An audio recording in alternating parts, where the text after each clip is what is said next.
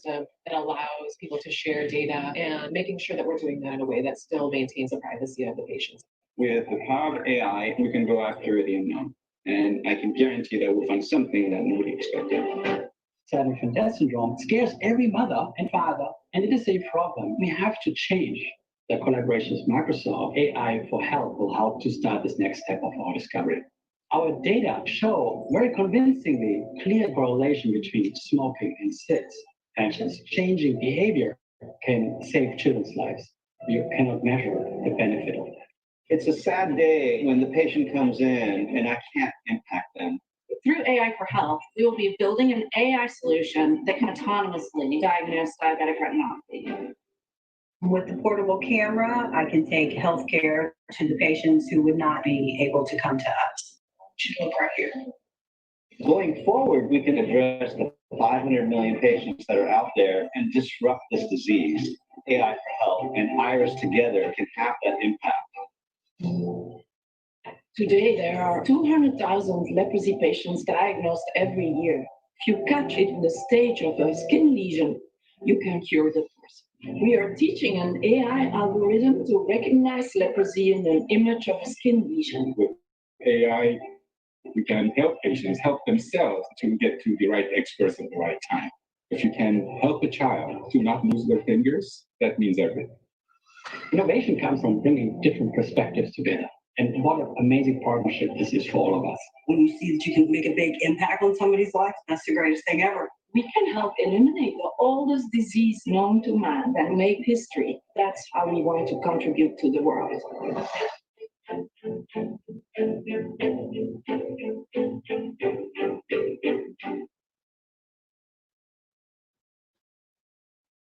Okay, I hope you enjoyed that little introduction.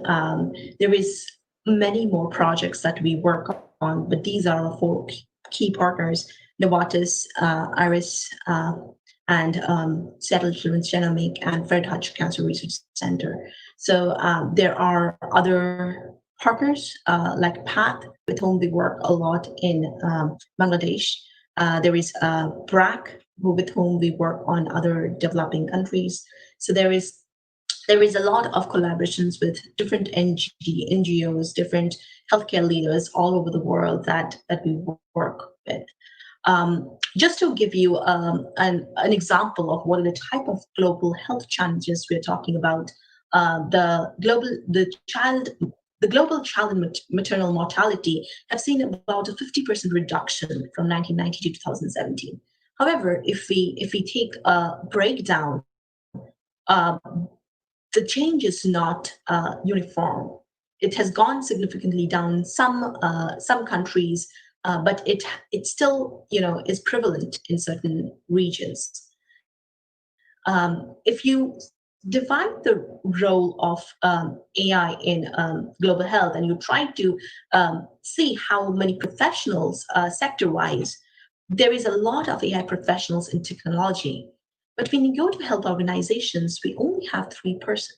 When you go down to nonprofit organizations like hospitals who are sitting on a hugely, or academic institutions who are sitting on a huge amount of data, that's where we see there is only 1% of like AI, resources or professionals working on these kind of problems.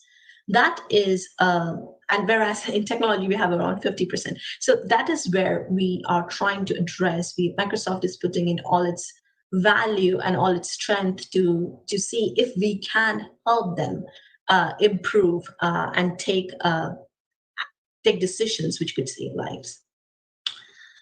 So we have the philanthropic operations. As we are a research lab, we work on a grant-based system. So we give out grants to our partners, and these are mostly cloud grants and resource grants. And we actually try to collaborate and work towards some research problems that we define together. We only choose the most toughest problems, which nobody is trying to answer. And we try to, and these are some of the expertise that we have, and we try to wrap our heads around some of the problems which nobody wants to look at. So AI for Health is basically a mission, and it will be great to get collaborations from all of you here. I go a little bit into the sudden infant death syndrome and all four partnerships that I've been talking about to just give you an idea what the problems are. So since it's a leading cause of death, my manager, John Kahan, lost one of his kids to SIDS, his fourth son. And that's when he started to take up this AI for Health mission very seriously. He started changing lives without even this team was formed. And he started his journey in research. He collaborated with a doctor who brought back the baby on back, the first institutional, the breakthrough kind of a paper or the problem back, not on your face, because there is a chance of them suffocating. And after like 10 years of research, it was established that smoking, maternal smoking, or smoking while you're pregnant, could child. And this has been a breakthrough and we were able to publish papers in American Journal of Pediatrics, and this have been kudos to John. Basically, he have been able to do this, taking his time off from his regular work, and was able to formulate and show the value of AI in actually solving problems which affects our life, which actually affects our our kids. And he was able to form this group. So this group is just not an initiative; it is formed out of passion, form out of grief, which actually people have gone through and have felt there is a need that something needs to be done around these kind of problems existing in the world. Um, we are we're partnering with Novartis Foundation to solve leprosy. This is a work which we have been doing with them in Brazil as well as in India. We are trying to see if we can. There are certain parts of Brazil and certain parts of India where this disease still is existing. As we know, it's very infectious, and we are trying to see if we can get to the root of it and try to get rid of this disease once and for all. And for that, we are applying AI, trying to educate the patients and see if they can, take responsibility in identifying things at the right time, so that they don't end up losing their body parts. Diabetic retinopathy is something very close to my heart. I've been working on this project for the last 4 years, and we have even partnered with LV Prasad Eye Institute back in India. Our work started with our partner Iris here, and we were able to build the state-of-the-art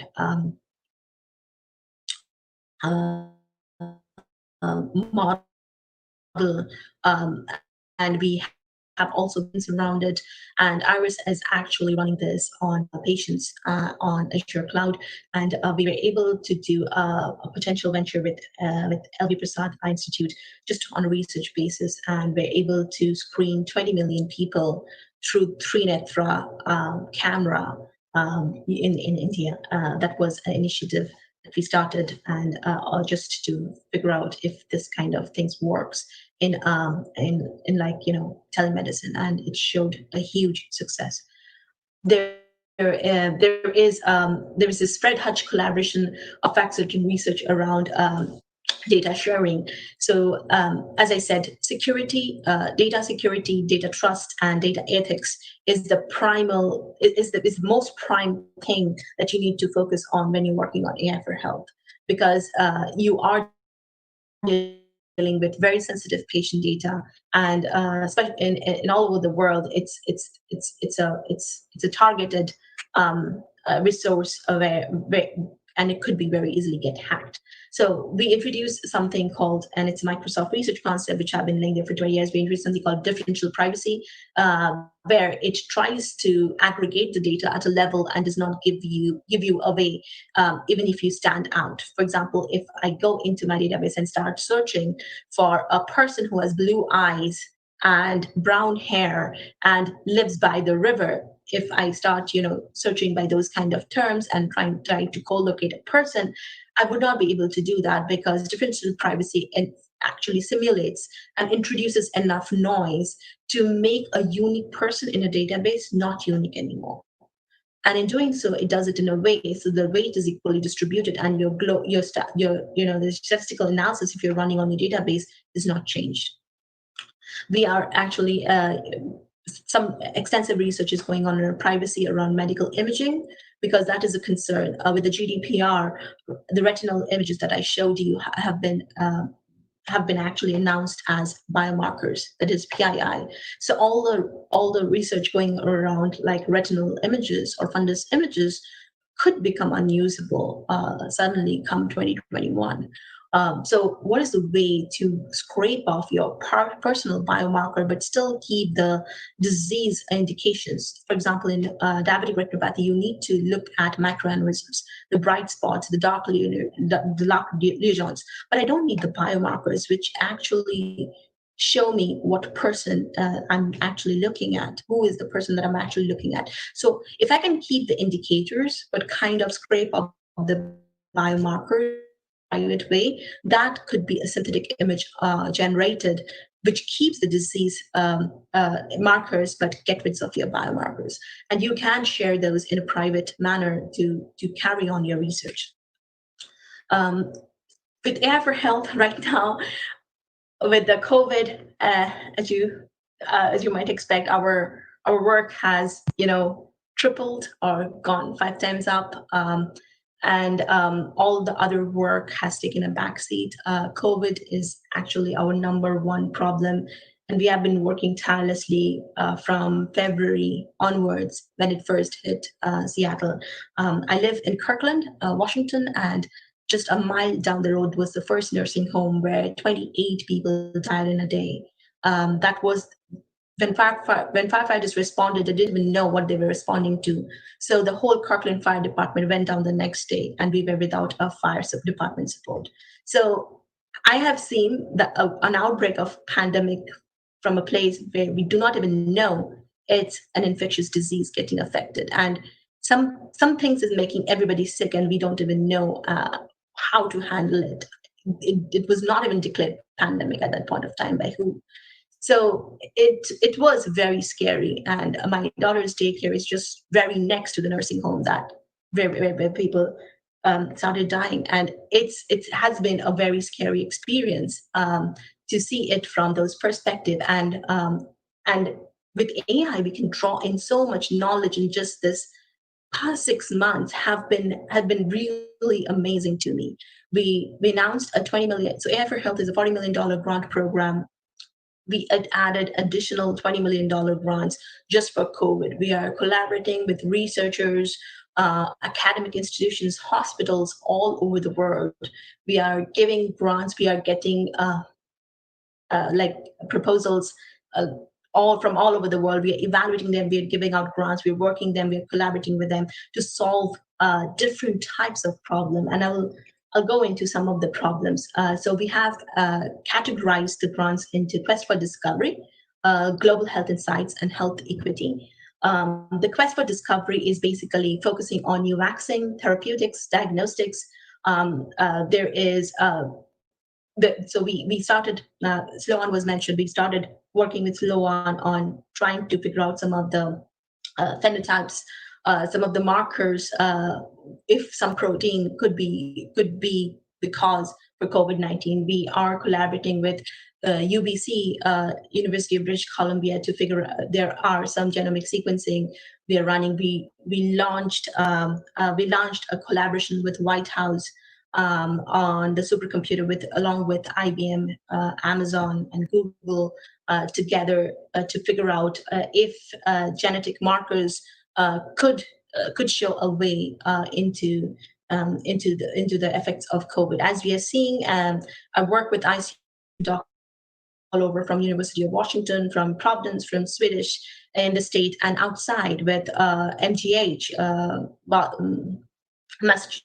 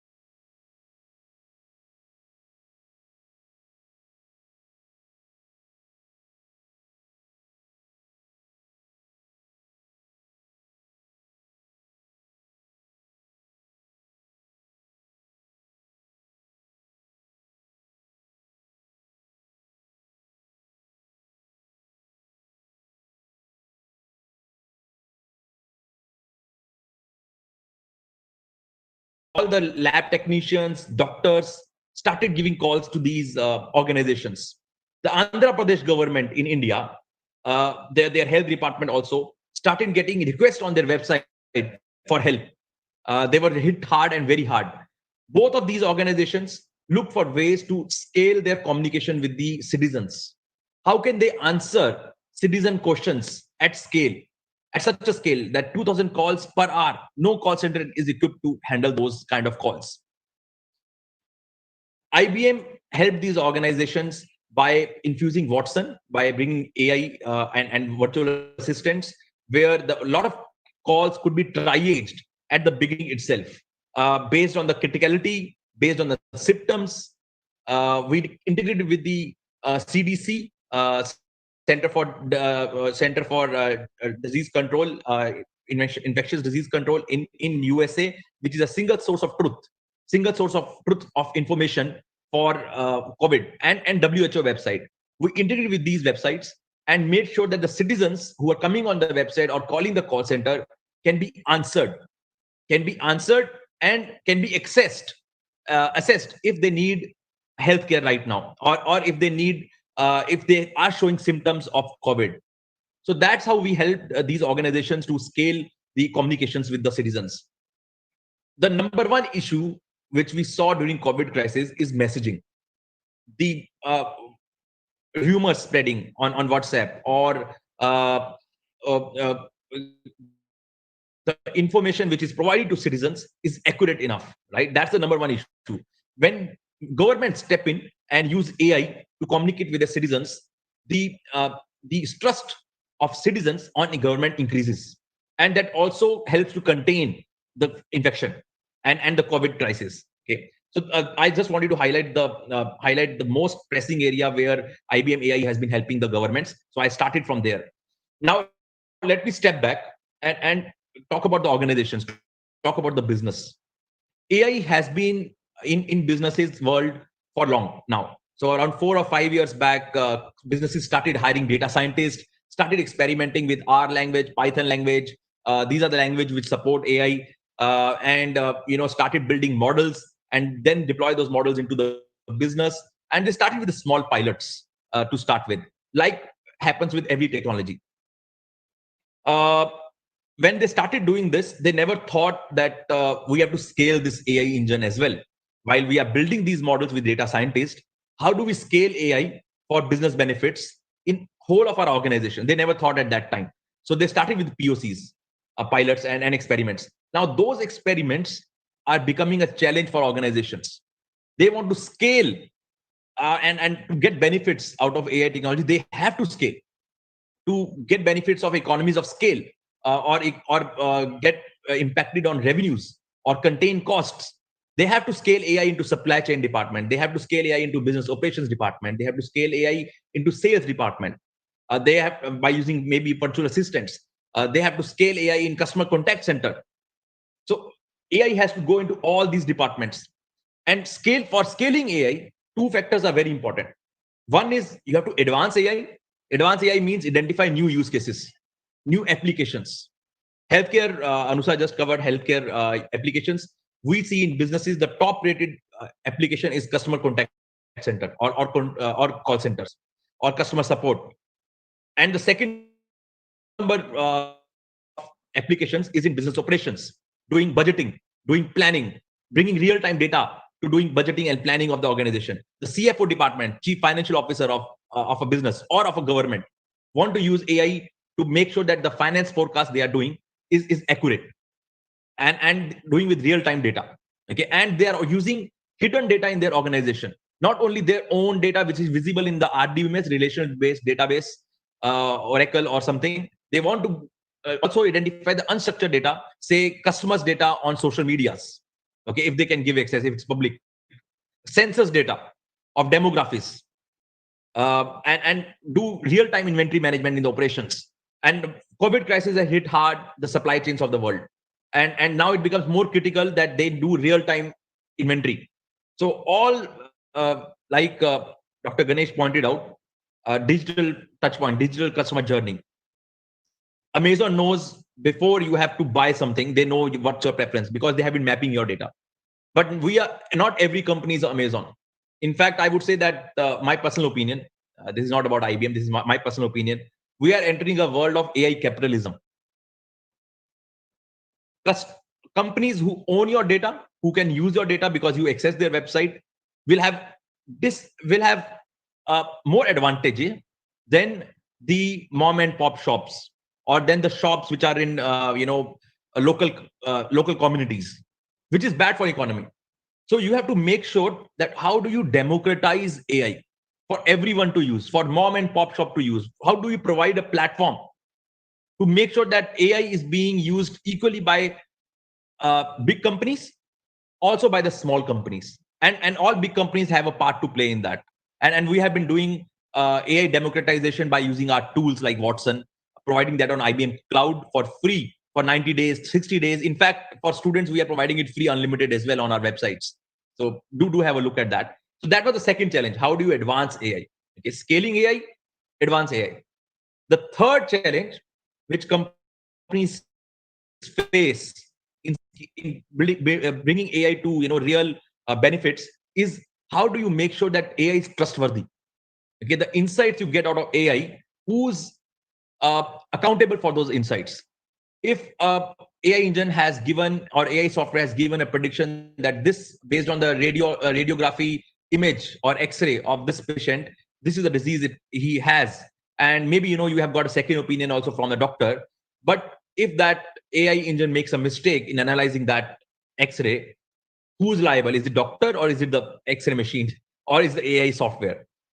Those are the kind of questions that requires a need that AI engine should not be a black box. It has to be open. It has to be open to scrutiny. It has to be open to change, and should be able to verify. If I'm the user, a user should be able to verify the insights which are coming from AI engine, which is only possible if it's not a black box. And I'm happy to share that we have done considerable amount of work in making sure that IBM Watson is not a black box. It is open, hybrid, and secure to the core. When I say hybrid, that's a very important term. I want to spend 2 minutes on this. Hybrid means that it is ready for cloud computing. It can be put on any cloud. It could be, right now there are 3 major clouds in the market, or 4 major clouds in the market, IBM included. And how do you make sure, if you host your application on one of these clouds, it is the insights you get of these clouds is the data you put on these clouds remains yours. That's very critical. Now, when I say hybrid, that means you can put partially your insights and data, your application logic and application business code on the cloud, and partially on your own private servers. For big businesses like SBIs of the world, banking customers, governments, that's a very important criteria to embark on a cloud journey or an AI journey. We want to make sure that it's hybrid so that it's secure. My insights are my company's insights. Okay, my consumers are my consumers.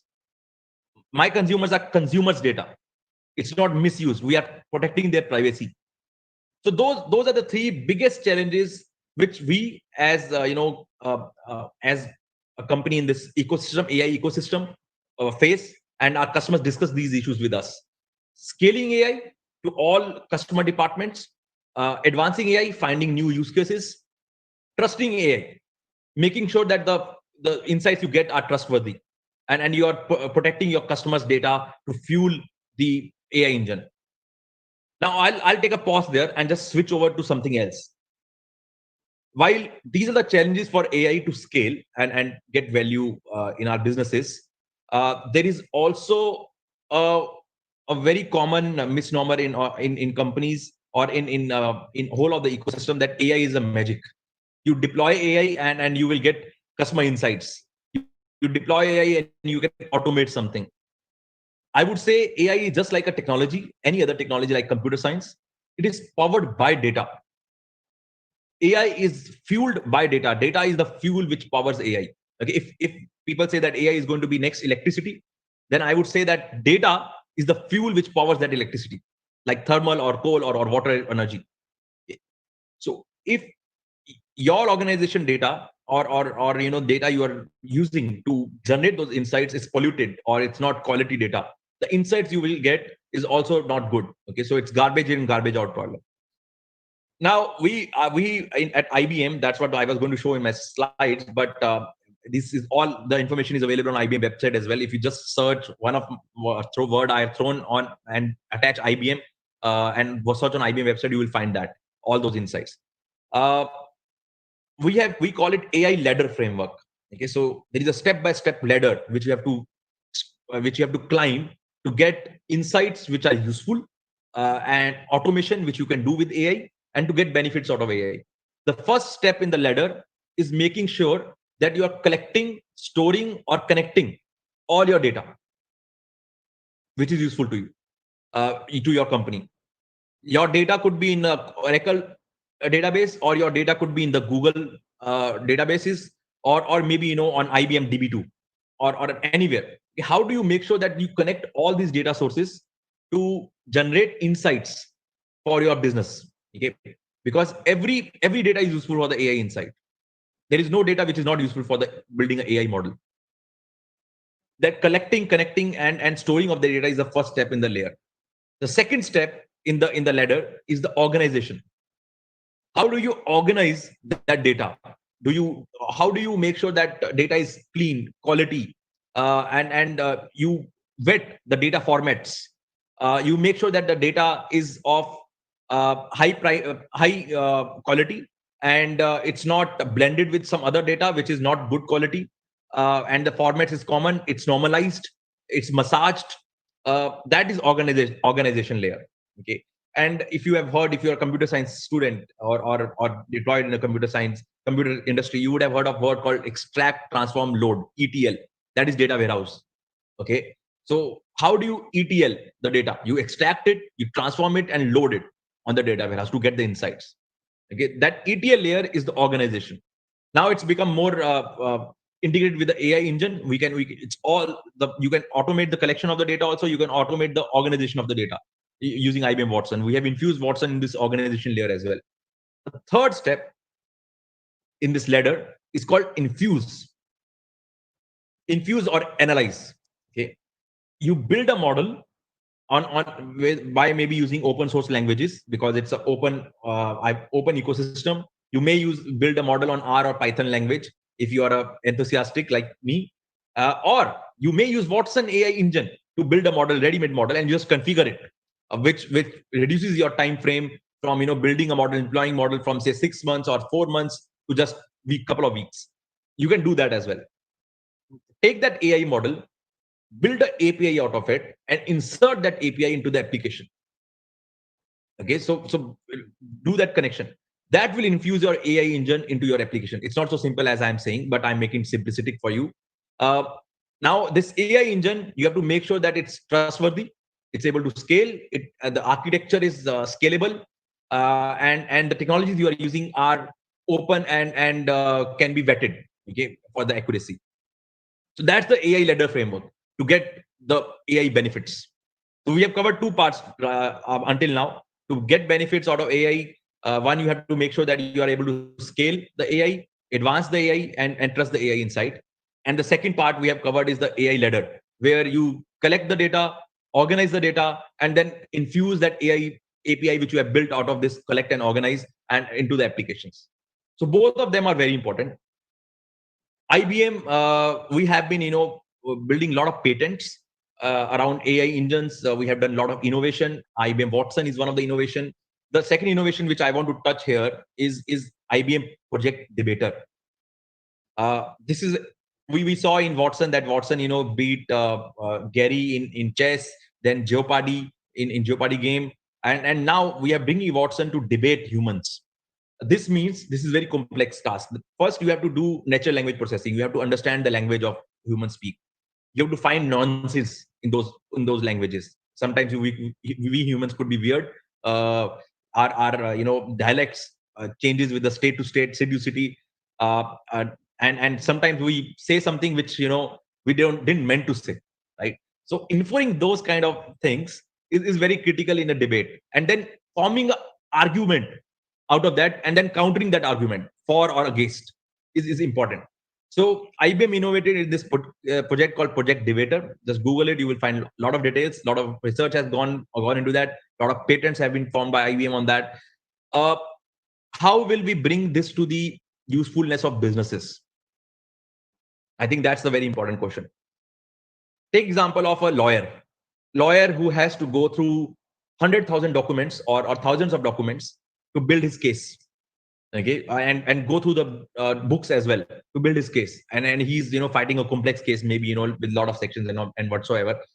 A human being can go through these kind of documents. Maybe he deploys his resources. It takes around weeks or 2 weeks time, and he deploys around 10 resources to build a summation. That's the kind of effort a human will take. With this debater technology, when we start ingesting these documents and start finding arguments out of these documents and finding summations out of these documents, that's the application of debater. That's the application of NLP and Watson. With the machine, we can do this in a couple of minutes, finding summations or finding arguments out of these documents. A human being can take a lot of time. Now, that's the first step, how we can deploy debater in the in business applications. If I step back, the same technology can be used in pharma companies to do drug discovery. There are thousands of research documents a pharma company has to go through. In automobile industry, there are thousands of cars recalled if they don't meet specifications. Companies can save those costs by making sure that they are meeting the specification by deploying AI into those documents. So that's document understanding. And this is beyond rule-based engines. With Java language, C language, C++, or .NETs of the world, we have been forming rules and coding to find these patterns. With AI, the new patterns can be detected and machine can learn itself that this is a new pattern.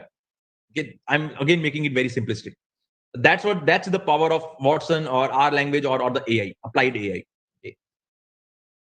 At your stage, if all of you are students from AICT colleges, it's very important to understand the difference between AI and data science. Actually, there is a very nuanced difference, and that's again my personal opinion. You may see different things in different articles on Wikipedia or on the media. We are right now full of all these learning resources. Data science is applied AI. Okay, so AI could also be something which we have not even thought of at using robotics or journalistic AI, not narrow AI. Whereas in data science, we find applications of AI in the business, okay, which could be applied for benefits of all of us, and then you can code it and then deploy it for the business. That's data science. If you want to start your career in AI, I think the right starting point is to learn data science languages, start coding, build your own maybe a chatbot or a virtual assistant. Maybe use IBM Watson on IBM website or use Azure Cortana, or AWS. Be open, keep learning, embracing new technologies. World is never going to stop. So next we are going to come up with the quantum computing. Then the 5G is coming, where the data speed will be much faster than this, and you will be able to ingest more data into the AI engines, making it more accurate. Blockchain, to make sure that your insights are trustworthy, right? By using blockchain. So a combination of all these technologies is going to empower all of humankind to make more insights and generate more revenues more efficiently, make governments more efficient, make citizens more knowledgeable. So all those are applications of AI. And I can't stop from commenting that I'm very happy that I'm part of this industry, and I'm glad that I'm sharing this knowledge with all of you. With that, let me take a pause and hand it over back to Nitin. Nitin, thank you so much for the opportunity. Handing over to you. Thank you so much, Mr. Karan. How well you presented and talked about the entire business ecosystem and how AI can strengthen the reinstallation post this pandemic. And of course, I rightfully have talked about there's this very minute line that AI cannot do magic. Just like any other technology, the data being put across the right use is the only possible way out to bring in the changes we are expecting out of it. to talk on the next front, may I please now request Mr. Sailesh Kumar, who is the Chief Data Scientist with Reliance Jio, and as Mr. Karan have just talked about 5G, I think this could be the most connected thread of it. As Sailesh sir is the one of the chief brains when it comes to 5G with Reliance Jio, who is the pioneer in the in the segment we are talking about in the country India. So Sailesh would be talking about ecosystem intelligence, building products for the next decade. Welcome, sir. Hi, thank you, Nitin, and thank you to the Vivekananda University. I was listening to all the panelists and speakers earlier, and I was very inspired by all the knowledge and insights that everybody has shared. So I think our job is now easier. What I want to talk about is, something which is about the future of AI, right? So I want to think about. So this is more like an imagination talk in terms of what is coming when you look at the forefront of AI, when you look at all the work that is going on now, if you extrapolate what is coming in the future, how do we think about AI and data science knowledge and learning? How do we think about the next generation products of the next decade? These are some of the ideas I want to talk about. And hopefully, this will inspire you to innovate beyond what we are currently doing, both in terms of application and the core technologies, right? So I call it ecosystem intelligence. And through a series of examples, I'll try to communicate what I mean by that and what do we mean by the products of the next decade. Right? So let me start with the inspiration. So back in 2011, I had the great privilege to attend this conference, WWW 2011 conference. And at the time, our beloved president, Dr. Abdul Kalam, was giving a keynote. And he said something very interesting in 2011, which is like 9 years ago. And he said that I'm confident that future interactions with computer will be seamless. Future interactions with computer will be seamless. And he meant speech way of interacting, gesture way of interacting, language way of interacting. And it'll be as simple as the way humans interact with each other. And after so many years, right, you saw the birth of Siri, Alexa, Google Voice, and all these Cortana and everything. So now you are seeing that there is a whole birth of these voice-based interfaces. The other thing he talked about was that the biggest hindrance to make the web democratic is language. And language is still a problem because a lot of our farmers and homemakers in tier 2, tier 3 cities are not English centric or digital savvy, and how do we bring AI to them is still a challenge that we all need to address. And all the initiatives from Niti Aayog to what the Prime Minister wants to do and what a lot of companies want to do is sort of how do you make sure that language understanding in all 22 Indian languages is possible. So that is a very, very big initiative. Without that, a lot of people will not reap the benefits of what we are trying to do. So with that as an inspiration, I've been thinking about this for the last so many years in terms of how do we bring the benefits of AI to the masses. And without that, I think all the promise of AI will be remaining in very small hands, right? So that's where we want to do. So what I'm going to do is I'm going to go through a random collection of paradigm shifts, and these are important paradigm shifts that we have to recognize to see where we are heading and how we can helping different learning, right? So the first paradigm that I want to share is this what we call the convergence of technologies. So if you look at the history of human technology, it has been going on since the birth of mankind. But in the last 5, 6 years, I think there has been an unprecedented convergence of technologies. That means all these technologies are now available at the same time. This was not true, when AI was there in the 1970s. It's not a new subject. Cloud was not there, or devices were not there, or connectivity was not there, internet was not there, and data was not there. So AI was of a different kind back then, right? And now, with the advent of cloud, with the advent of internet and connectivity and devices, the kinds of things we can imagine today is exponentially different than what we could have imagined just with one of these available. And this convergence is what we have to take advantage of And this is one of the very big paradigm shifts that we have to recognize, that now the world is a connected thing. You have access to everything, anywhere, including intelligence, compute, sensors, all of that. What can you do in such a converged world is our moment, if you will, in history. People have worked very hard on creating each of these technologies. They did not think about the convergence when they were creating these technologies. They were just thinking cloud as a cloud. They were thinking devices as devices. They were thinking IoT as IoT.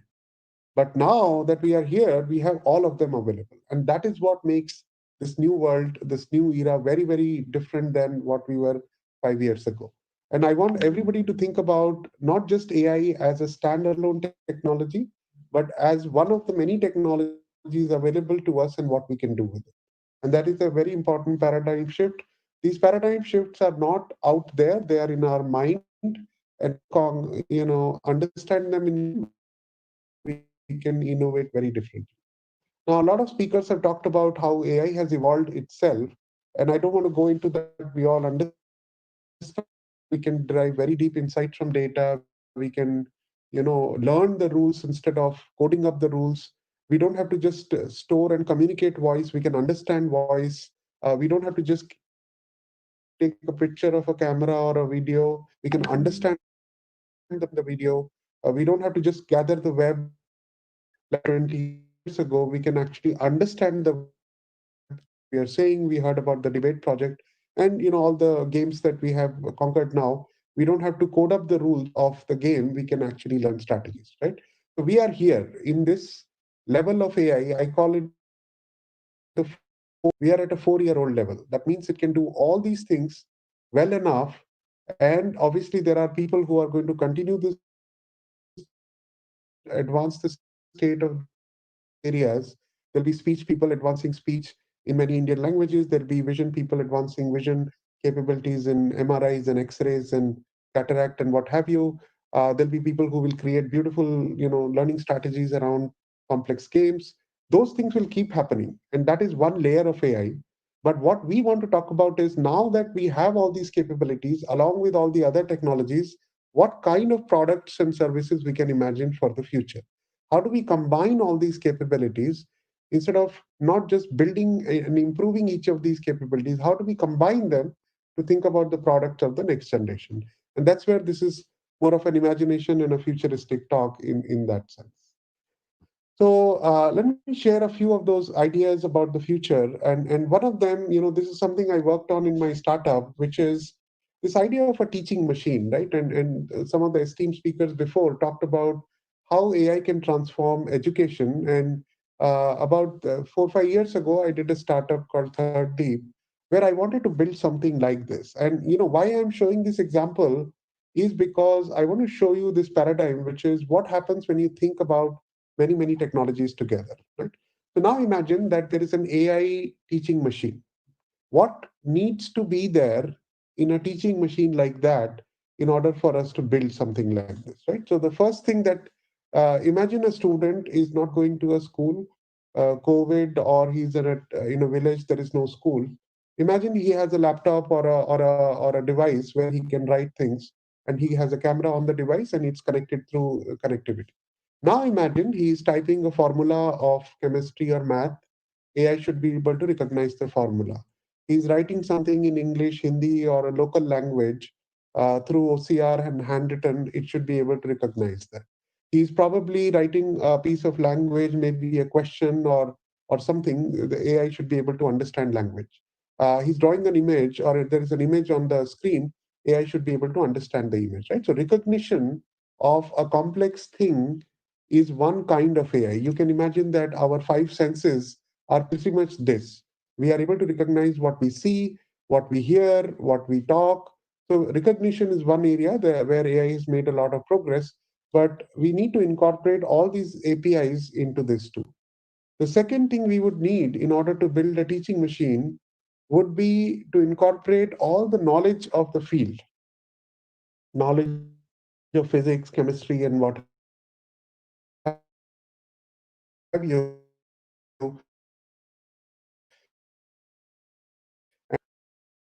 And Google Knowledge Graph, and the back end, and they've created beautiful ways of representing that knowledge. So how do you understand that, what is the knowledge out there? And now, not only that, how do you understand whether the student has acquired that knowledge or not?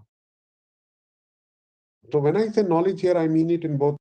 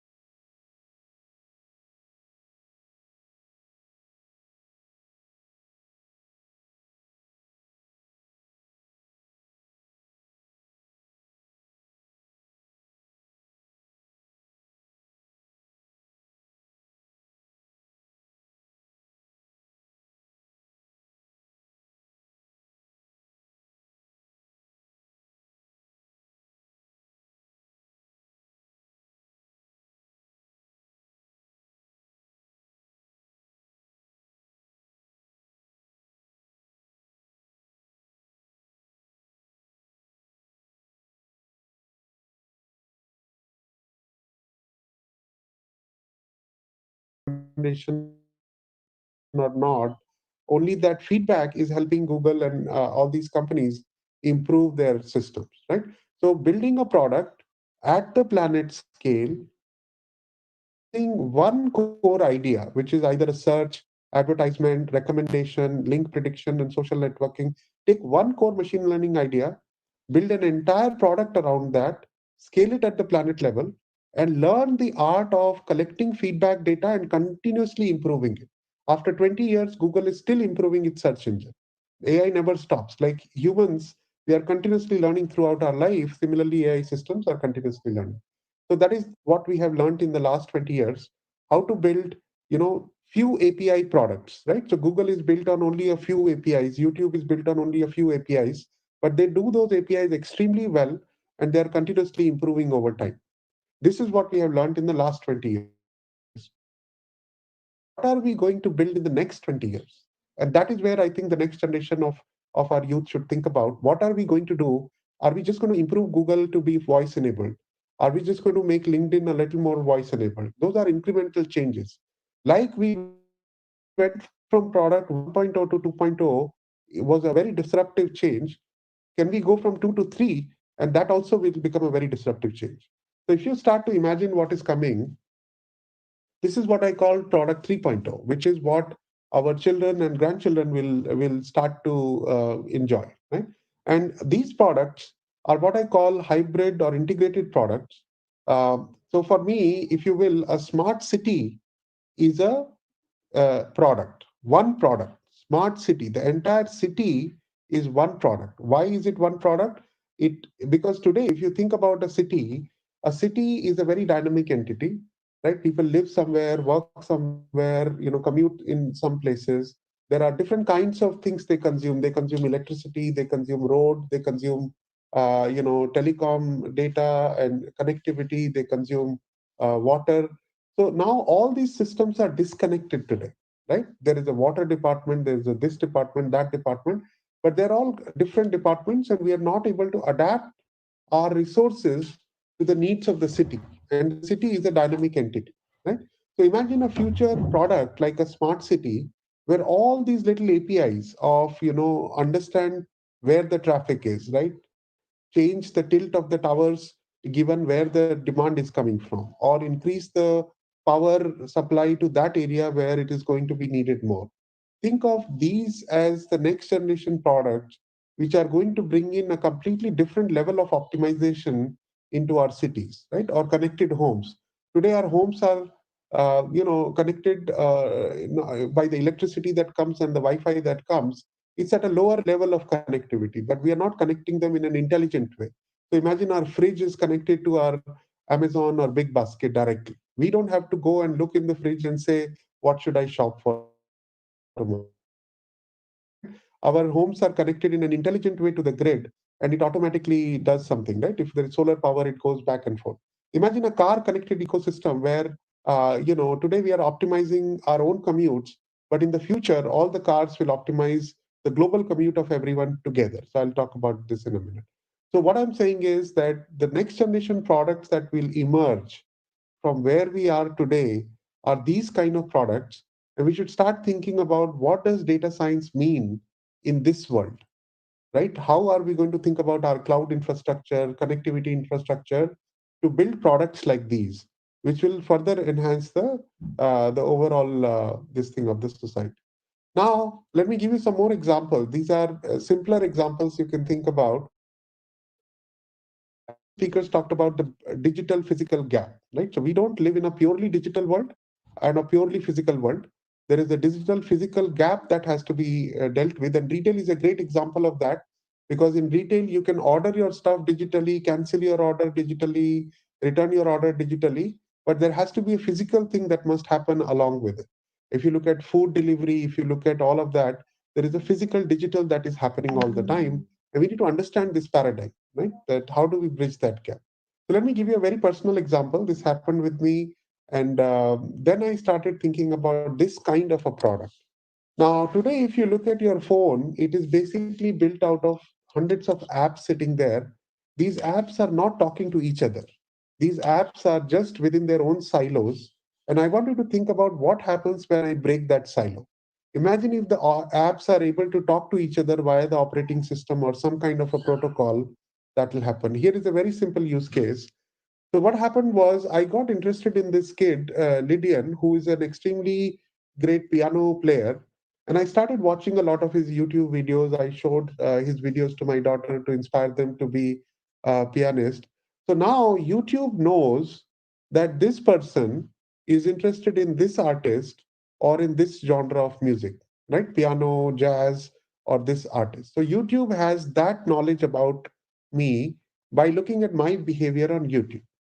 Now, what happened was that this person came to my city and he had a live performance going on in one of the theaters here. And I could not connect these two things. I would love to go and watch his concert live, but that information is available in Book My Show, which is a completely disconnected ecosystem than YouTube. So you understand what's going on. So YouTube knows that I am interested in a certain artist or a certain movie or a certain song or a certain something, and event systems like Book My Show knows what events are happening in my city. And obviously YouTube and Book My Show both know that I live in a particular city. Now imagine a product or an ecosystem where these two applications can talk to each other. That is what I mean by an ecosystem of applications coming together.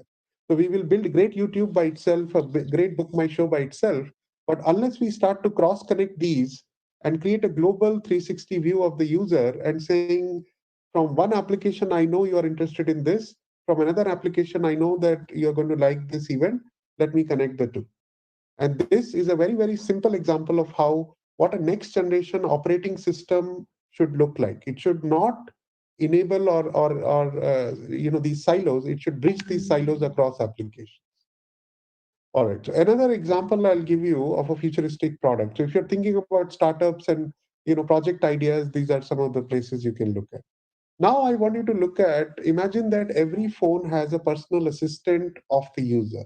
It doesn't have hundreds of apps. It only has a personal assistant of the user. And the phone knows, this assistant knows everything about you. It knows what you like, where you live, what is your wallet, right? And what your past history was.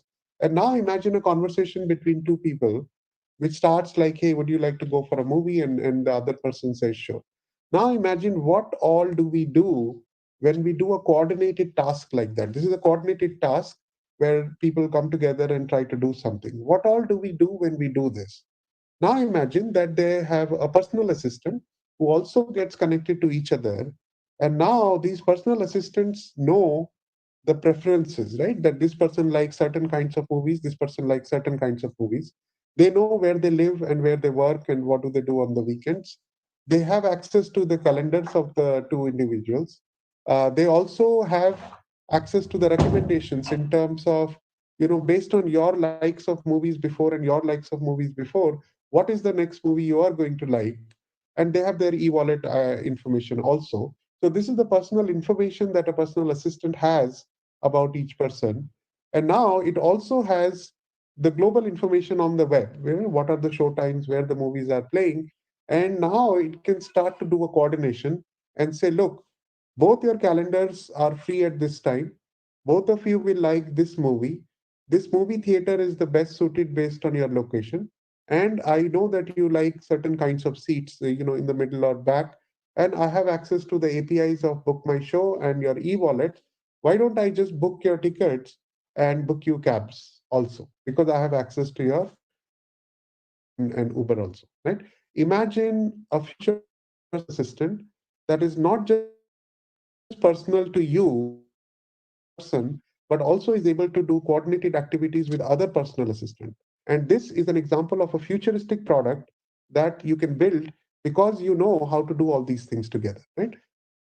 Certain things are AI, certain things are simple API calls, but if you put them all together, you can create a new kind of an economy or a new kind of products in the future, right? Another example I want to give, we talk about chatbot as if chatbot is just about language to language. Chatbot is a very, very deep thing. And I want to show you this using one example of a farmer conversing with the AI system on the back. So I wanted to imagine that some farmer in some part of India in a local language starts to say something in his local language, right? How to grow this seed has this problem and all that. So speech to text is a very area. We have solved it in English and Chinese, but we have not solved it in 22. One of the major projects that I think we need to solve as a country, which is how do we take speech to text in all Indian languages? Text to intent, what are you trying to say, right? Technologies like Watson and many other text-enabled technologies can help you do it. Now imagine there is an AI-based agriculture expert. We cannot scale experts at the rate that they're needed. We saw examples of how in COVID time we needed so many experts, we could not scale, how backend systems and AI experts can help. But it's not just about the text part of it, right? And imagine that a farmer has a profile, it also goes to the AI expert. So AI expert knows three, four things now. It knows what the farmer is asking. It knows what the farmer's profile is in terms of what soil he has, what is the climate and whether he has, what he has been growing in the past and so on. It also has access to a knowledge graph of agriculture. Knowledge graph is one of the most important data structures in AI. And imagine it has all the knowledge about, which crop, which soil, which seed, which agriculture, which pesticide, which practice, how connected, right? It's written in textbooks. Unstructured data, can we make it structured and make it a knowledge graph out of it? It also has, imagine, access to all the satellite data that we are sending satellites all the time. We have lots of satellite data at our disposal. We have weather data and we have soil IoT data. Right now, using all of this, not just one, using all these technologies simultaneously, can I tell the farmer exactly what he should do? Right? So now, can I send him the right information and say, look, based on your soil, based on the weather tomorrow, based on my knowledge about your area and your crop, this is what you should do. Imagine a Krishi Darshan snippet going to each farmer in his local language for precisely the issue he wants to have addressed. Information is power, we all understand, but right information at the right time to the right person is the key. And if I send him information which is not relevant because of the soil, or because of the weather, or because of the satellite, then it's useless information. So how can I use a plethora of technologies, IoT, sensors on weather and satellite, and knowledge graph, and text to speech and speech to text? How do I and content, right? Another thing, I can send him the right content. So I can answer his question in his local language. I can generate, not synthesize, but select the right content and send him in his local language for the precise issue. Tomato, rain is coming tomorrow, your crop is at this stage, what you should do, I should be able to do it. And I should also, enable him to take the action, not just send him information and content, but send him the pesticide because of the digital physical system that we have, which is people on the ground can deliver that, right? So this is how we need to think about solving large ecosystem problems, which is how do we bring in technology of all kinds, IoT, cloud, AI, language, speech, all of that, solve one problem at a time, one ecosystem at a time. So this is bringing all this together in one example. Last example I'll give is what I call holistic optimization. So if you think about how we optimize our agriculture today, or how do we optimize our education today, or how do we optimize our streets today? So what do you do every day when you go for a commute from office to work? You are trying to optimize your own commute, assuming a global commute outside of India. But that is your independent optimization. But imagine if we are living in a connected car ecosystem where every car is connected to the cloud and all the cars are now talking to each other and saying, hey, my boss wants to go from here to there, your boss wants to go from here to there. Can we now jointly optimize everybody's commute instead of each one trying to optimize their own commute? And what does that mean? The output of that system will be to say, hey, person X, you should start at this time and you should take this route. Person Y, you should start at this time and you should take that route. So Google Maps, imagine Google Maps has this knowledge, or Ola, Uber have this knowledge. And if you pool all that data together of commute and location and timings and everything and road capacities, can we not jointly optimize every commute? And this is just commute optimization. I want to think about how do you optimize this for, telecom or retail or any such ecosystem. Can we jointly optimize everything? Programmer is trying to optimize his own thing, not thinking jointly. Or a guy is optimizing his own thing, not thinking, or a warehouse guy is trying to optimize his own thing. Can we jointly optimize the entire ecosystem to gain like 100 times more efficiency into the system? That is the next generation optimization systems we need to think about. All right. So now, obviously we all talked about different things, and the time has come really for AI to actually make an impact in people's life. So far, we have learned how to do it. We have learned how to do it at scale. Now we are learning how to do deeply in more complex domains. But now is the time. This is the best time. If I was a student at this time, I would be the happiest student because I see a lot of opportunity of what I have learned to apply to social sectors. Safety or energy or mobility or environment, huge opportunities for all of us to come together and build those. Now, when I see this, there is that we have to bridge between the promise of AI and the reality of AI. And I want to give this framework we're working on, and I'll show you a small demo before I close. What does democratizing AI mean for all, right? So I want to imagine that, let's say there are these sectors that we want to apply AI to, right? So if you think from a country angle, there are many, many sectors at which AI can help. Now, within each sector, so let's take healthcare as one sector, there are many, many beneficiaries of that sort of capability, right? Patients can benefit, hospitals can benefit, labs can benefit, insurance companies can benefit. Now, if I take one of the beneficiaries, hospital, and I look at what are the applications they use. So they use a lot of applications for booking appointments, for collecting data on this and that. They have lots of products for doctors and patients and all. And I look at any product. A product needs many, many services, right? User-centric services, payment services, sensor level services, simple software services, content services to deliver content, data collection and data delivery services, lot of AI services. And within AI, there are a lot of services within speech, vision, language, IoT, and all of that. And we understand that there are a lot of AI capabilities we can bring to bear. Most important part in all this is who is going to provide those services. Is it going to be only the government should do it, or Niti Aayog should own that, only a Google or a Microsoft or a should do it, only a set of startups should do it, only research institutes should do it? What is the role of every individual in this ecosystem? We have to think like that, right? And my dream is that if even a student tech project has done a great job of building a very nice model for cataract, how do I take that model and within 3 clicks deploy it in a marketplace where now it is available for the whole country to use?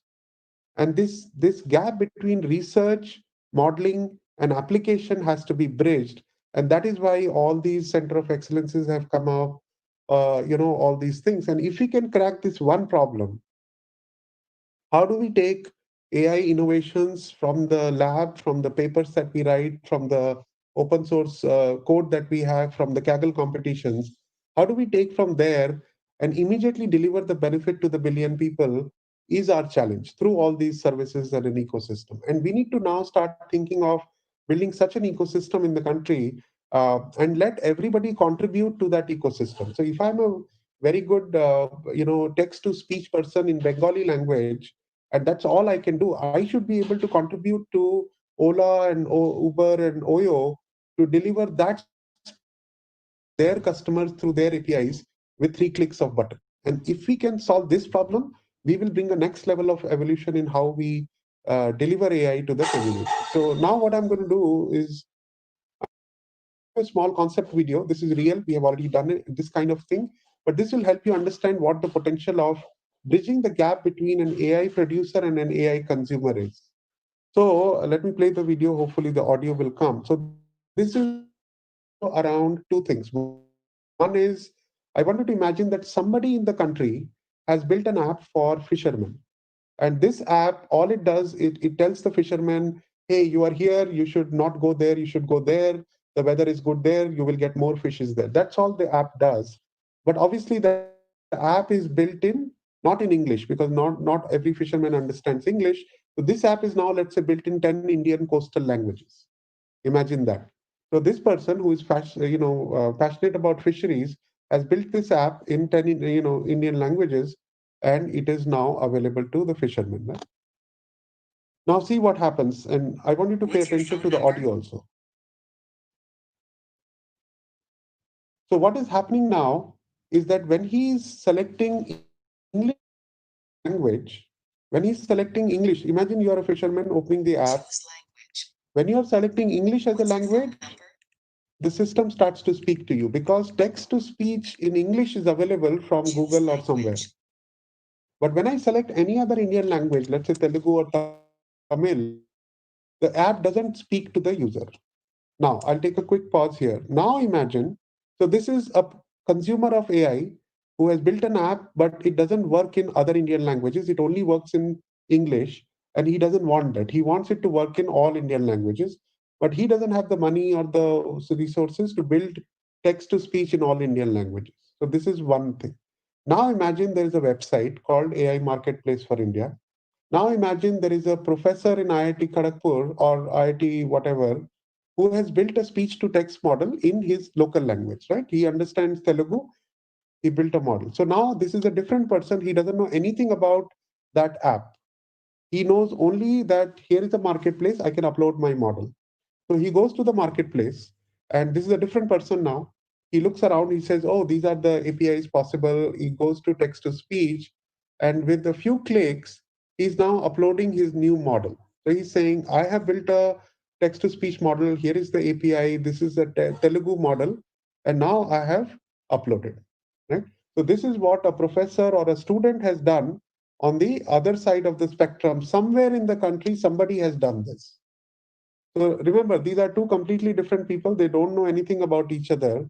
And now what happens?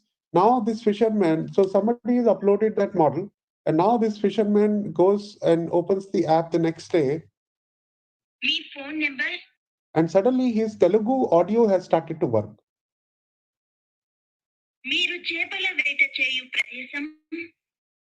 And now all his menus are read to him, right? All the menus are read to him, all the advisories are read to him because he doesn't know how to read.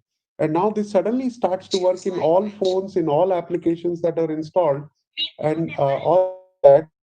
And this happened not because this person did anything on the app. He didn't have to do anything on the app.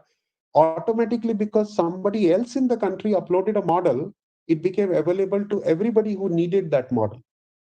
And that is what a next generation ecosystem is going to look like, which is, can I create a marketplace where producers of AI and consumers of AI can come together and say, look, I'm only good at these 5 APIs, but the farmer needs 200 APIs to get his job done. I cannot do all of them as a startup or as an individual, but whatever I can do, I will contribute to the marketplace. And like in this demo, because you have built one API in one language, good enough, it is now available to everybody, not just to this application. Imagine this is available to Ola, Uber, to Oyo, to Swiggy, to everybody is suddenly available because somebody uploaded one API somewhere. And that, I think, is an example of a next generation product we can think about on how to build such a ecosystem. So let me now summarize. One is, I think today's data scientists are still thinking like 5 years ago. They're still thinking they have to build a model. They have to download TensorFlow. They have to learn how to do, linear regression. Yes, we have to learn all that, but we also have to learn how to think like an ecosystem solution thinker and say, what does agriculture need? What does education need? What does healthcare need? So you work backwards from demand and then work towards supply. So how do we become an ecosystem thinker and not just a data scientist, right? How do we democratize the production and consumption of AI for everyone? So everybody can produce AI, a student, a startup, and all, and anybody who wants to consume and build products on top of it can consume it with 3 clicks of a button, right? How do we create such an ecosystem? And how do we reimagine? We have already solved search problems and advertising problems and marketing problems and all that. Now we are ready to solve the real problems that society needs. So how do we reimagine all these systems? See, there is a difference between transformation and reimagination. If we just think transformation, that, oh, we already have these colleges, we have these schools, we have these buildings, how do we transform them into a digital era, is a transformative thinking. We want to go to a reimagined thinking where we say, forget the past. Imagine that the world was born today with all these technologies available to us. How would we have created an education, healthcare, agriculture system if the world was born today? Right? So that is a reimagination way of thinking about it. And unless we start doing it, we will keep carrying the legacy of what a school was 200 years ago to what we think a school should be in the next 20 years. So we have to start, reimagining all these systems. Now, another skill that data scientists obviously have to learn is a lot of, your math and statistics and all that. But there are two skills that are very important today because we don't have to think about the lower level APIs only. We have to start thinking about design thinking, which is very important in terms of how to empathize with the farmer and go to him, talk to him, and see what are the needs of the farmer or the patient or what have you. How do we connect the need of the society back to technology? Is our education system designed in such a way that it connects technology to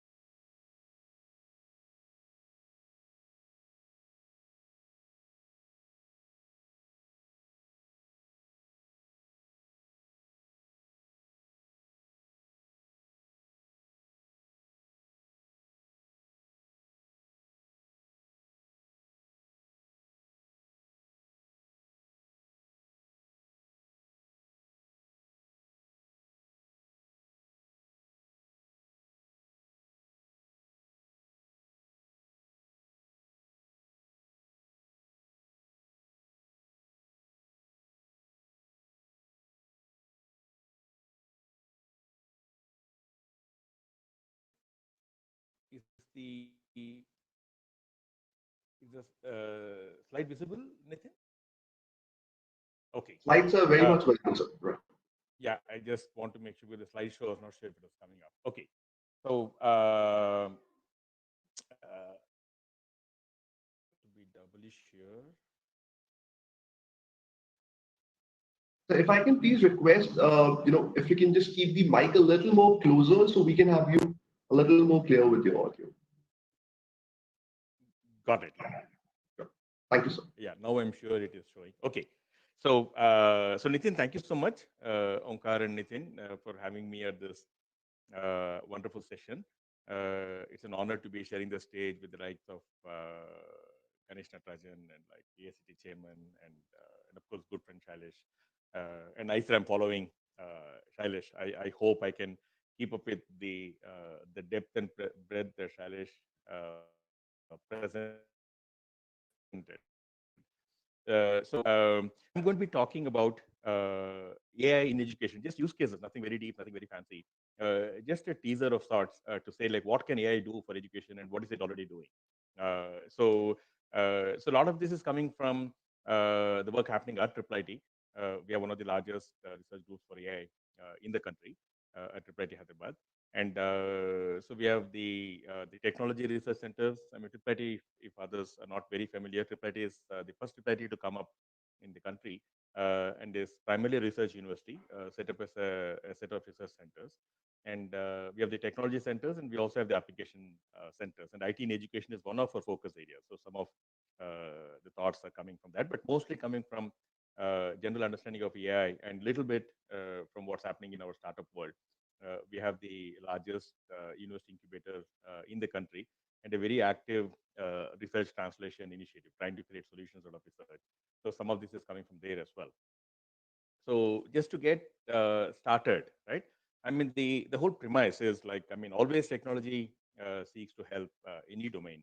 And if you look at education, we had relatively less use of technology. I mean, even automating the administrative tasks and such is more in the last 5 to 10 years. And prior to that, like many schools were managing with just registers and maybe using computers and but just Excel files and spreadsheets and such.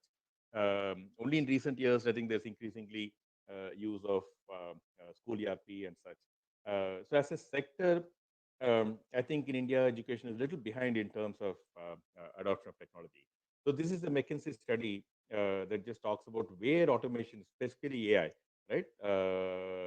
Intelligence-induced automation, where can it help? I mean, this is the time that's being spent today. One would think like teachers teach. I was surprised when I saw this. While I did know that as a teacher myself now at IIIT, though I come from the industry world, but also like just an understanding of schools as a parent. I do know that teachers do much more than just teach, but I was surprised of at how less of teaching actually happens. And that's a sad loss of a teacher's time. I mean, teachers are good at teaching. They enjoy teaching and they're good with the students. They're good with imparting knowledge and with getting the students to understand what are they teaching. And both the knowledge as well as broader kind of social and other life skills as well. So they should be spending bulk of their time engaging with the students, right? That's where all the learning happens. I mean, we still have world over a little bit of the Gurukul form of teaching. And so the teacher as a person interacting with the students is the key most significant requirement. And if you look at it, like hardly 16% of the time goes into interacting with the students, and which includes the time spent in class. And I think that is something that needs to be fixed. And if you look at some of these things, I don't think teachers should be spending much time doing these at all. Whether it is like preparing for class a little bit, yes.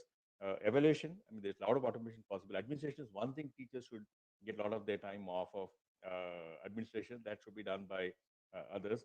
So there are a fair amount of these things where they're spending time today that can be kind of partly freed up and also partly made rendered much more efficient by the use of right technologies. So just look at how some of these technologies and teachers can coexist. Like where does AI fit in into education? So the first, of course, is like, I mean, especially now that I moved from industry into full-time teaching. I've been teaching in IIIT since 2002 as acting faculty, but moved full-time in 2016.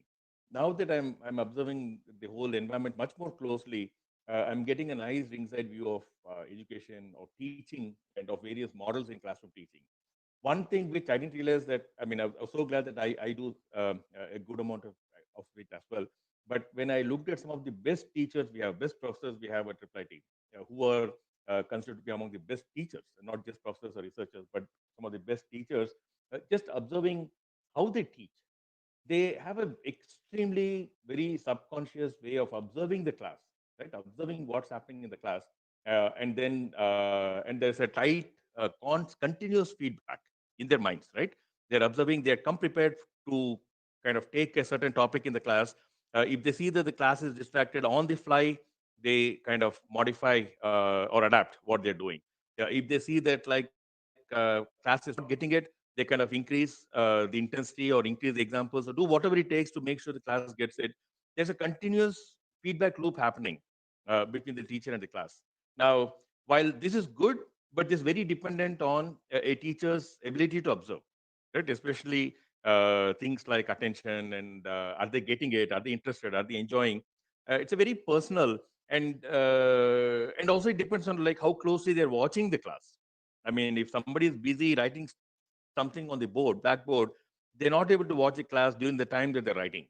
So it will be good to have technology that's observing the class, supplementing the teacher, so to speak, and giving the inputs to the teacher just in case they miss something. They're writing on the board, or their ability to observe certain things is not as good as somebody else.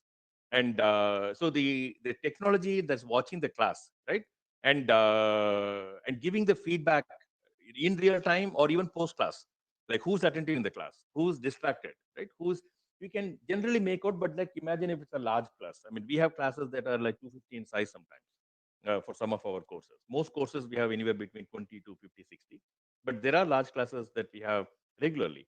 Now, even if you're good at observing, you can't possibly observe kind of 250 member class continuously. So can technology help you identify who's been distracted? Why are they distracted? Are they uninterested, or do they find it hard, not easy to understand? Like what are those, right? And like which parts of the like if you had a 1 hour lecture or 1.5 hour lecture, won't it be nice to get the feedback on which parts of the lecture was engaging and which parts were not engaging? They might have been engaging or not engaging because of the type of content, the type of material, the type of examples, or the type of teaching. Could be any number of reasons, right? Same person, same class, different times it is engaging and connects with the class, and other times it is not. Now, can we use technology just to observe the class and understand these things? And there are solutions today already. There are solutions in the market today. And then there's also this other issue, especially in schools, of early detection of learning disorders. I mean, learning disorders is just as a normal human condition of children. Just like somebody is good in athletics, somebody is good in math, and somebody is good in something else, but not so good in learning. And those are all fixable. But the key issue is like you should be able to detect that somebody is struggling to learn, and that may not always, because these are all very subtle issues. It's not fundamental. It's not like the person is a laggard in the class. It's just that like there are subtle learning disorders which are documented, scientifically understood, but hard to detect. Now, if you have a camera that's observing the class, can the algorithms detect learning disorders? So there are all of these should be supplementing the teacher, right? They should be inputs primarily to the teacher. Yes, the school could use some of this, but that is secondary. The primary value is like these should be inputs given to the teacher, and so that the teacher can adapt what the teacher does in the class. If some people need extra intervention, maybe talk to them and get them the intervention. But at the end of the day, the teacher has the responsibility of taking the class to the next level in that year and in their lives. So this is one of the first use case of solutions coming up today in terms of AI for schools. Just solutions that will supplement the teacher in observing the class and giving feedback to the teacher in terms of what's happening in the class. Now, like the once you get the feedback, right? Now, adaptive learning is an emerging area of teaching now. Not all schools are equipped for it, but again, like a flip side of COVID, while COVID is bad in many ways, but the flip side of COVID is like it has significantly accelerated and amplified the pace of adoption of technology in school teaching, right? In colleges, in universities, higher education, there's already been fair amount of like, I mean, laptops are very common.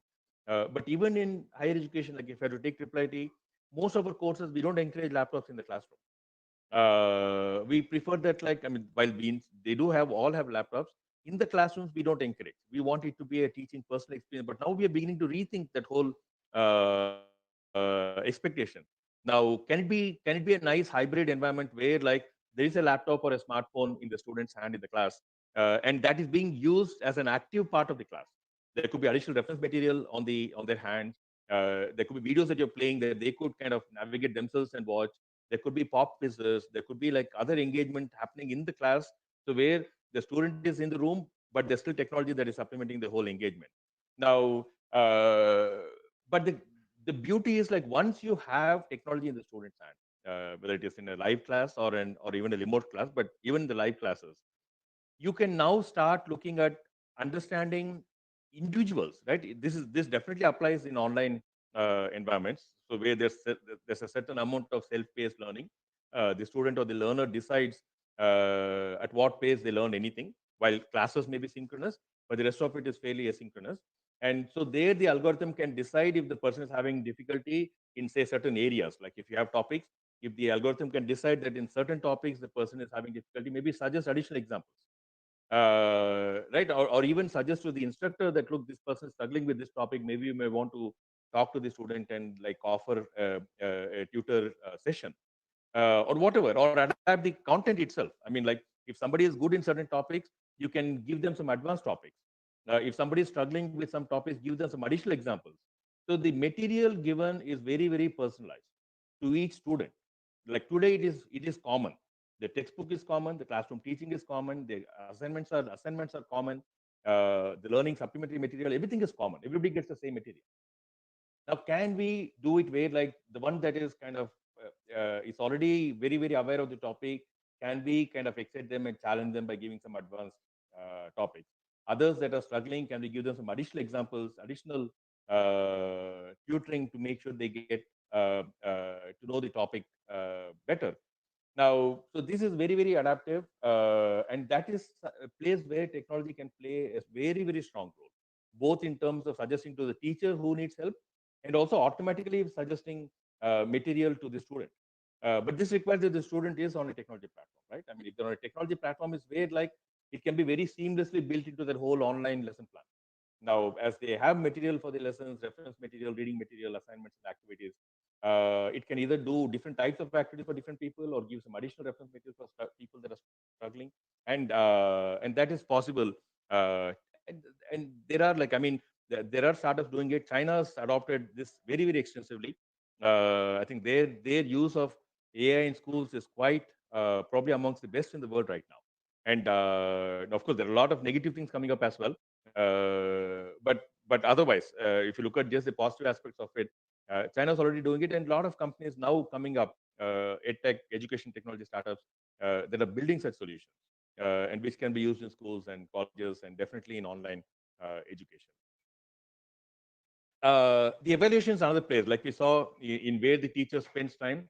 Teacher spends a lot of time in evaluations today, especially in schools, but it's true everywhere.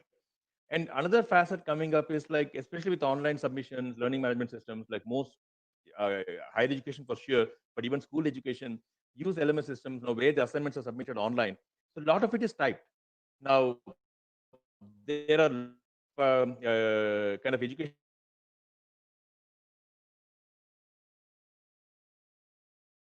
pedagogy experts that will take learning, right? They learn better when they do handwritten assignments,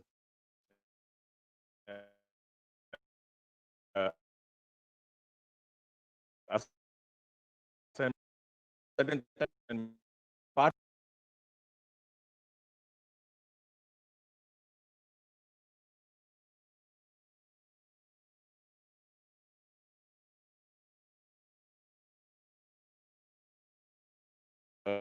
so there are technology that's coming up that's allowing evaluating handwritten assignments.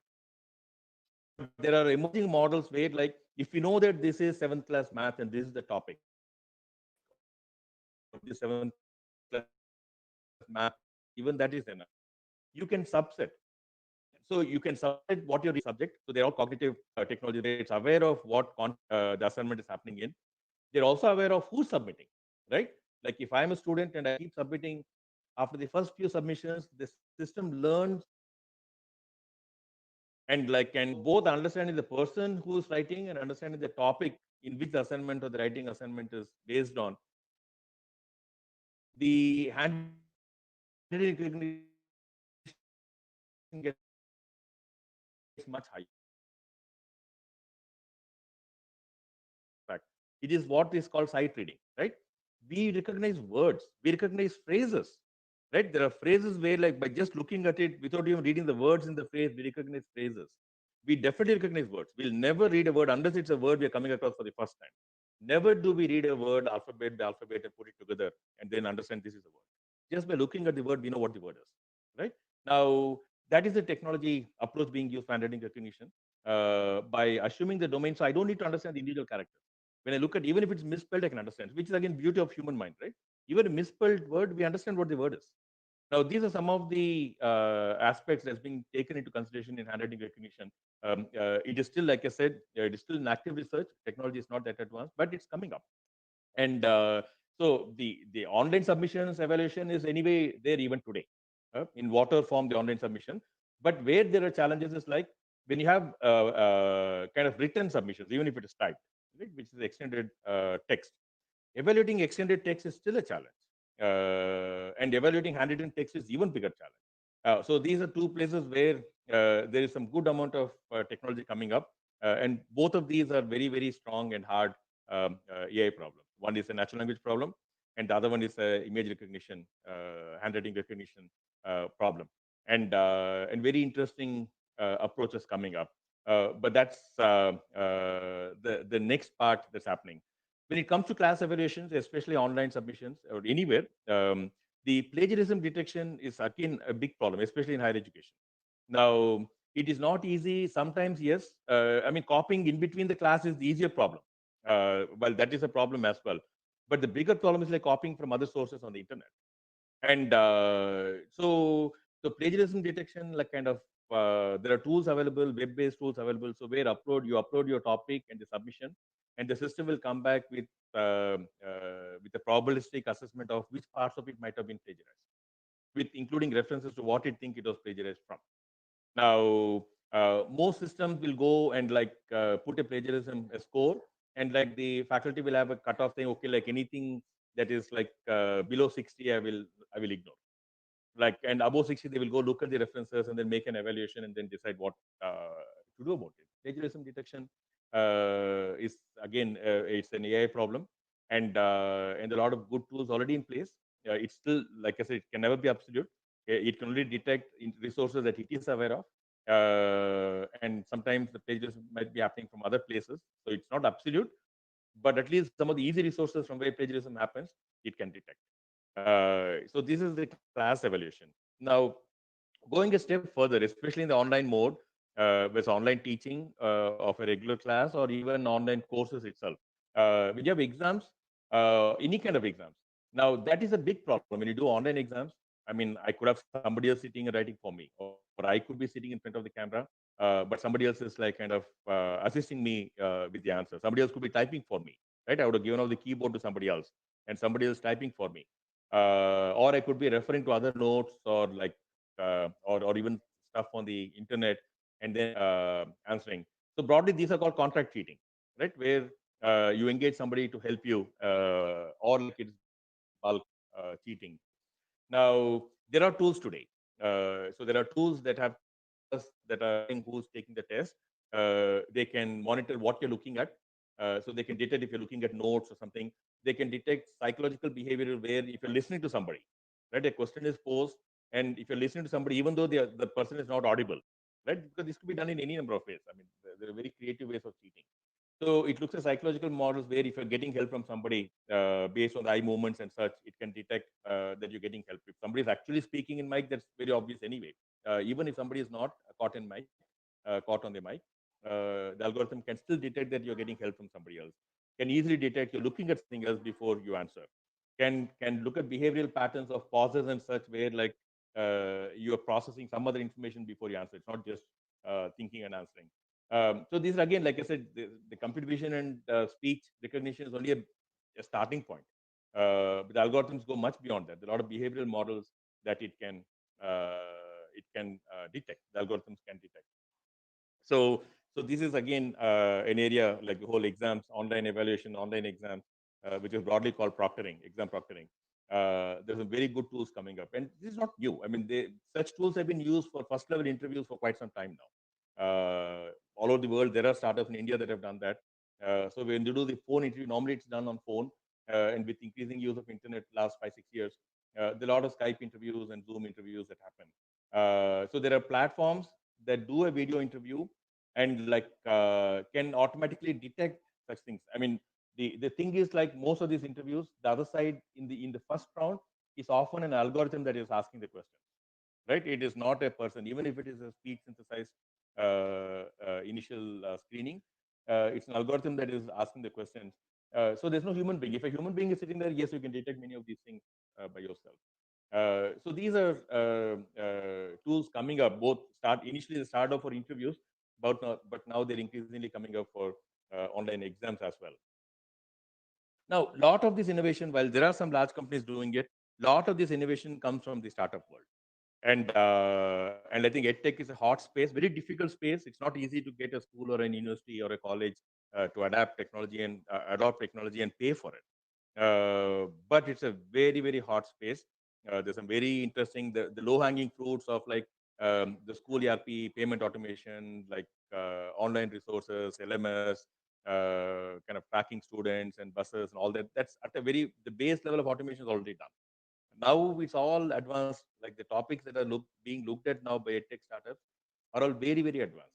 Like many of the areas that we discussed so far, whether it is like interactive content, adaptive learning, or kind of observing and monitoring the class, or assisting teacher in different types of activities, online proctoring, automatic evaluation.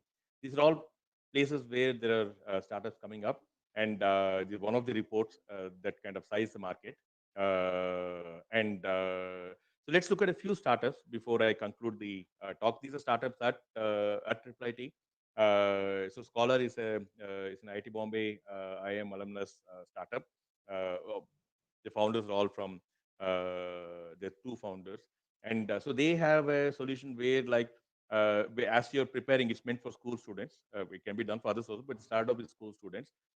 If you're doing like say a 7th plus CBSE math, you take the question like kind of from the app. You just take the picture of a problem, and the system will understand what you're trying to do and come back with tips on how to solve it. It won't solve it for you because then that is not that's defeating the purpose of learning. But it will come back with tips on how to solve it. Now, and it is like it's almost like saying like I'm trying to do my homework at home, and then I have a tutor who I can ask questions to answer. Now, this is like becomes like a tutor that will help with math problems, which is not easy. Math problems are never easy to get. So that is Scholar. There's another company called AnswerWise, which is meant more for customer support, but it's adaptable and usable in the education space as well. So where like it creates a chatbot for product support, and like calling a company like you bought a device or something like maybe a fridge or a washing machine or even a laptop, and you call for help and something not working. And in most cases, like the company depends on few experts that can answer all these questions. So today, increasingly, chatbots are being used where the knowledge is modeled there, and like an initial questions can be answered by the chatbot.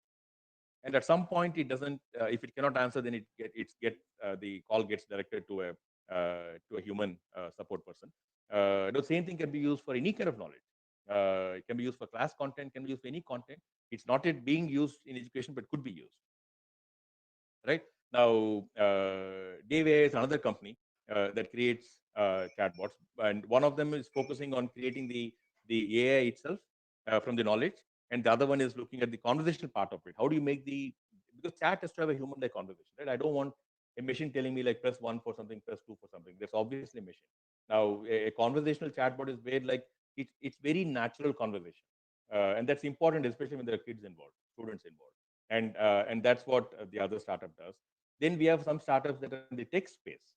Right? There's one startup that is in the speech space. Speech space. I mean, Shailesh talked about examples of Indian languages in terms of speech synthesis. So this one is in speech recognition. They started off with saying like from any discussion, but from the recording of the discussion, the algorithm can generate minutes of meeting or notes of the meeting, not a transcript. Transcript is easy, right? If it's a 1 hour meeting, generating a transcript of the whole hour is relatively easy. But how do you create a summary or a meeting, minutes of the meeting? And that's what they started off with. But today they're having a lot of use cases in the call center space and other spaces where, like, say, they want to detect abusive language in a call, or they want to detect negative emotions. Somebody is angry.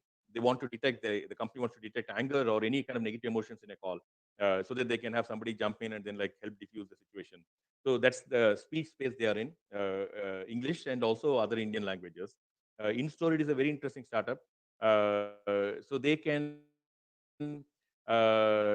it like they start off with saying like if somebody writes a story, the algorithm can evaluate the story and tell how good the story is on different factors, right? In terms of story arc, in terms of the emotion, the connect, and it's an AI solution where the system has been trained on like a lot of good stories and bad stories, right? Stories that are popular and stories that are not popular.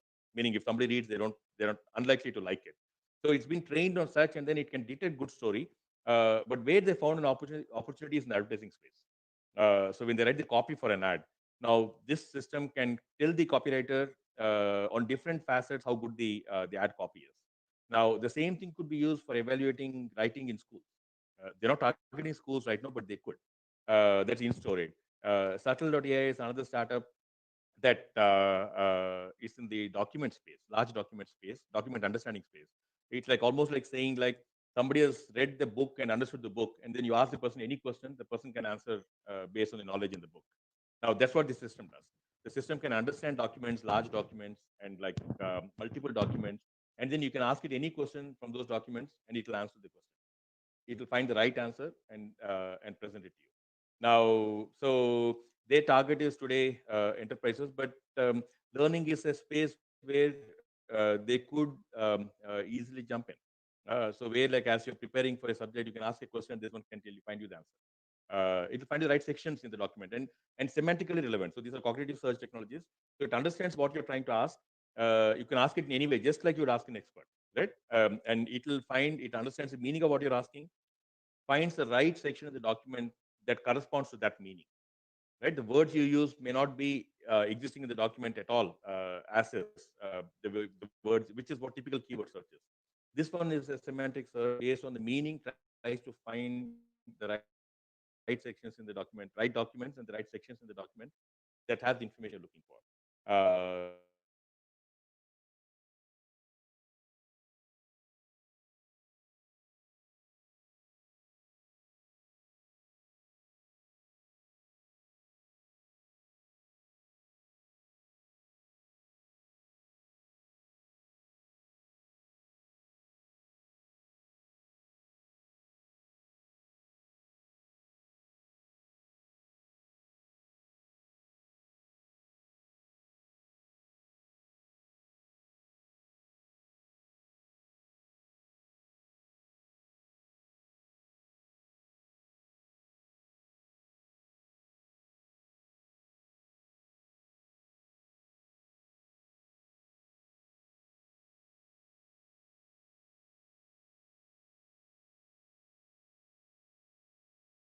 So that's a company called Percept AI. There are companies that are in the like very immersive learning experiences, right? You the VR headset, and you can walk around the machine. You can't touch, but it almost feels like you're touching the machine. You can walk around the machine. You can see what's inside, and so it creates a very interactive and immersive experience to understand concepts. And so there are a lot of startups that are in that space. So very, I mean, these are all happening in. I mean, I'm referring to companies that are kind of based out of Hyderabad or part of incubators and accelerators in Hyderabad. But the same thing is happening in pretty much every city in the country. Very, very exciting space right now. Some things to worry. This is coming out because China's kind of farther than any other country in terms of using AI in schools. So there are worries saying like, I mean, that what can be done and like so those concerns are coming up. But anytime technology is a double-edged sword. If you don't manage the downside, if you don't regulate the downside, it can end up in disaster. But if you're worried too much about it, then you don't get the benefit of it. So I think there should be a balance. Adopt and get the benefit, but at the same time, understand and regulate the downside. So that's like a quick 20-25 minute overview of what AI can do for education. That's my email ID. Happy to get any questions later. Please do drop me a line if you have any questions. Nitish, back to you. Thank you so much, Professor Loganathan, sir. And I'm sure, specifically to all belonging to the academic fraternity, who are then the audiences must be able to benefit out of what you have shared with them and to better understand and, of course, analyze and accommodate to the changes which is happening in the education segment. And for the best use of AI, make things up for these students. Bringing us to the end of this wonderful One Tech conference. In the end, before we wind up, can I please request the other co-panelists who are there on the screen for now, please switch on their cameras so we can all just, take in and capture this one beautiful moment. And special thanks to, Anasuya, despite being from a very different time zone at the moment, she's still there with us. Though unfortunately, because of, other alignments, the other co-panelists couldn't.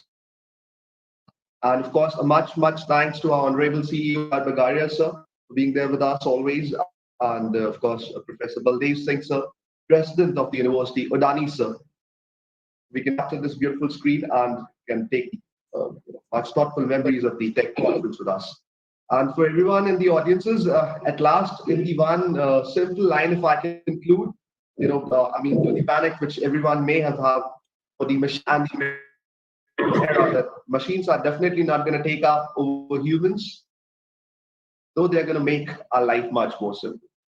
So let's understand and let's equip and let's learn to coexist. Here, just capturing the screen with everyone out there. Thank you so much for everyone in the audiences for tuning in. And we from Vivekananda Global University promise you to bring along more such thoughtful conversations in the times ahead as well, because learning must never stop. Rather, the evolution is the need of the hour. Thank you everyone for tuning in. Once again, putting across a word of thanks on behalf of the university to everyone in the panel and the audiences for tuning in. Thank you. Thank you.